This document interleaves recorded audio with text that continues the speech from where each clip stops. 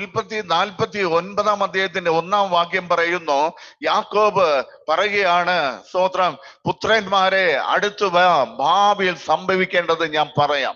വചനം ബൈബിളിനകത്തല്ല ഇരിക്കേണ്ടത്, നമ്മുടെ ശബ്ദത്തിൽ ഇരിക്കണം. നമ്മുടെ വായിൽ നിന്ന് പുറത്തു വരണം. വായിൽ നിന്ന് പുറത്തു വരണം. അത്ഭുതങ്ങൾ നിങ്ങളുടെ ജീവിതത്തിൽ നടക്കും. നിങ്ങളുടെ ജീവിതത്തിൽ വിടുതലുകൾ നിങ്ങളുടെ ജീവിതത്തിൽ നടക്കും. ഇത് അലമാരയിൽ ഇരുന്നിട്ട് ഒരു കാര്യവുമില്ല. ഹല്ലേലൂയ. ഇത് മൗനമായി വായിച്ചിട്ടും കാര്യമില്ലെന്നാ ഞാൻ പറയുന്നേ. ഇത് വാ തുറന്ന് പറയണം, വാ തുറന്ന് പറയണം. ഹല്ലേലൂയ. ഞാൻ എല്ലാ ദിവസവും എഴുന്നേൽക്കുമ്പോൾ ഒരു 25 വാക്യം കാണാതെ പറഞ്ഞിട്ടേ ഒരു ഗ്ലാസ് ചായ കുടിക്കാൻ പോകത്തുള്ളൂ. ഹല്ലേലൂയ. എന്നെ ജീവിപ്പിക്കാൻ കഴിയുന്ന ഒരു വചനത്തിന്റെ ശക്തിയെ ദൈവം തന്നിരിക്കുമ്പോൾ അത് കളയുന്നത് ഏറ്റവും വലിയ മണ്ടത്തരമാണ്. ദൈവം പറഞ്ഞത് കേൾക്കണം. ദൈവം പറഞ്ഞത് നമ്മൾ വിശ്വസിക്കാൻ തുടങ്ങണം.